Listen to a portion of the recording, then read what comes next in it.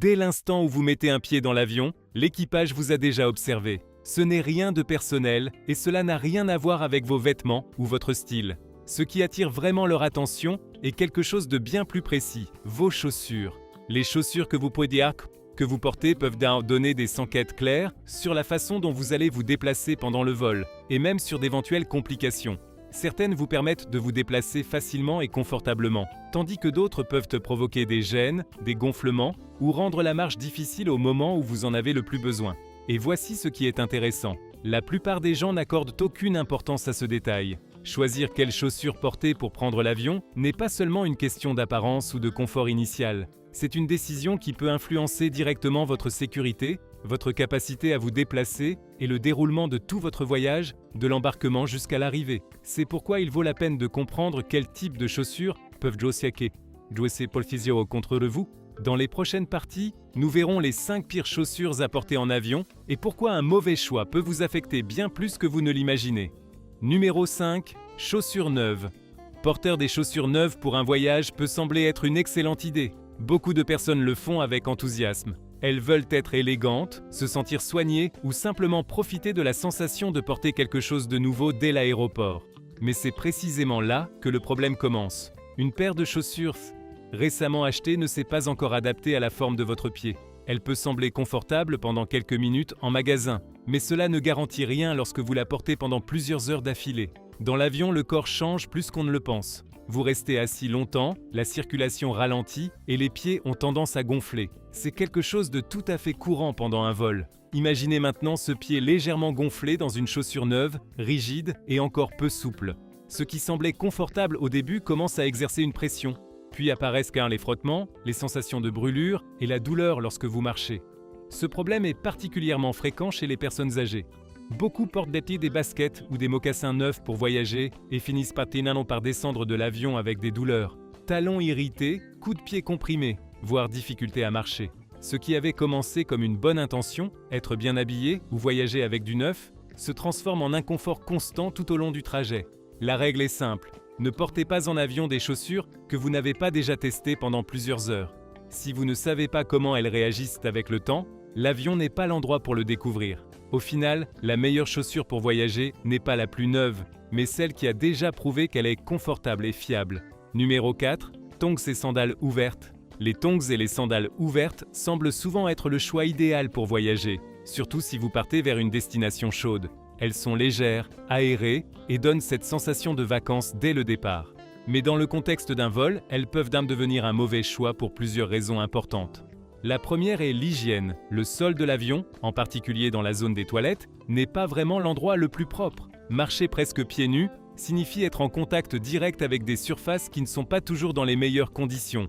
Beaucoup de gens n'y pensent qu'une fois déjà dans l'allée. La deuxième raison est le manque de maintien. Ce type de chaussure ne tient pas fermement aux pieds. Elles peuvent glisser, bouger ou même se détacher facilement. Cela devient problématique lorsque vous marchez rapidement, vous levez à moitié endormi ou devez vous déplacer pendant des turbulences. Une chaussure qui ne tient pas en place n'est pas seulement inconfortable, elle augmente aussi le risque de trébucher au moment le moins opportun. La troisième raison, et la plus importante, est la protection. En cas de situation imprévue, comme une évacuation ou même un débarquement rapide, vous avez besoin de chaussures qui restent bien en place et protègent votre pied. Pas de quelque chose qui se plie, s'enlève ou vous laisse pratiquement pieds nus à pieds nus. Ces sandales peuvent sembler confortables, mais elles vous désavantagent précisément au moment où vous avez besoin de stabilité. De plus, si vous faites déjà attention à votre équilibre ou marchez avec prudence, le risque est encore plus élevé. Le conseil est simple, si votre destination est chaude, emportez les sandales avec vous, mais portez des chaussures fermées pendant le vol. Numéro 3. Chaussures sans maintien au talon. Les chaussures comme les mules, sabots ou certains slip-on ont un avantage très séduisant. Elles sont faciles à enfiler et à retirer. Cette praticité pousse beaucoup de personnes à les considérer comme idéales pour voyager. Mais c'est justement là que réside le problème. Elles sont confortables quand vous n'avez pas besoin de faire d'efforts, mais peu fiables dès que vous avez réellement besoin de stabilité. Dès que vous essayez de marcher un peu plus vite, le talon commence à bouger. Et quand le pied n'est pas bien maintenu, votre démarche change. Vous perdez en stabilité et en contrôle. Dans un aéroport, cela peut déjà être gênant, mais dans un avion, la situation se complique davantage. Vous êtes dans une allée étroite, parfois avec peu de lumière, entouré de personnes, possiblement fatiguées ou à moitié endormies.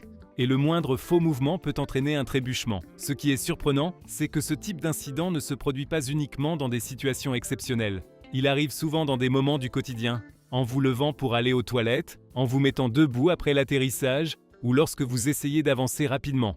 Dans ces moments-là, une chaussure qui glisse ou se détache cesse d'être pratique et devient un risque. En cas d'urgence, ce type de chaussure serait même un obstacle. Si elle ne tient déjà pas bien en conditions normales, elle le fera encore moins lorsque vous devrez vous déplacer rapidement. Au lieu de vous aider, elle vous oblige à penser à ne pas la perdre ou à ne pas mal poser le pied. L'idée clé est très simple. Si la chaussure se détache de votre talon lorsque vous accélérez le pas, elle n'est pas adaptée pour prendre l'avion. Une bonne chaussure de voyage doit vous permettre de marcher vite, en toute sécurité, sans avoir à corriger chacun de vos pas. Numéro 2. Bottes lourdes ou trop serrées. Porteur des bottes pendant un voyage peut sembler être une décision pratique. Beaucoup de personnes le font pour gagner de la place dans leur valise et optimiser leur bagage. Mais lors d'un vol long, ce choix peut devenir inconfortable assez rapidement.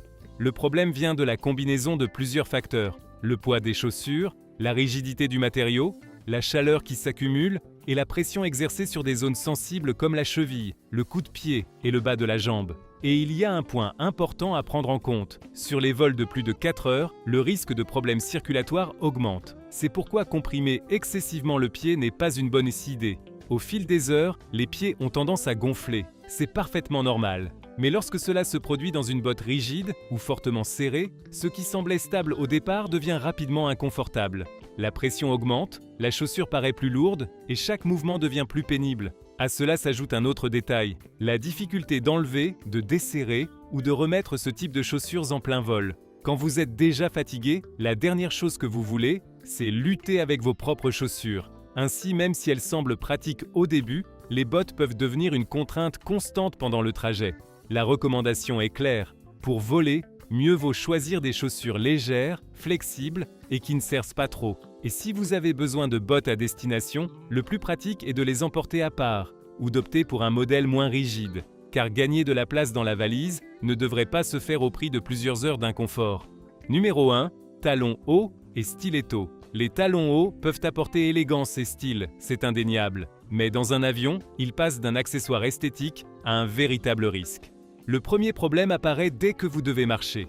L'allée de l'avion est étroite, le sol n'est pas toujours parfaitement stable et, en cas de turbulence, l'équilibre devient beaucoup plus difficile à maintenir. Dans ce contexte, le risque de trébucher ou de tomber augmente considérablement. Et une chute dans un avion n'est pas anodine. Elle peut entraîner des entorses ou des blessures qui gâchent le reste du voyage. Le deuxième problème arrive avec le temps. Pendant le vol, les pieds gonflent.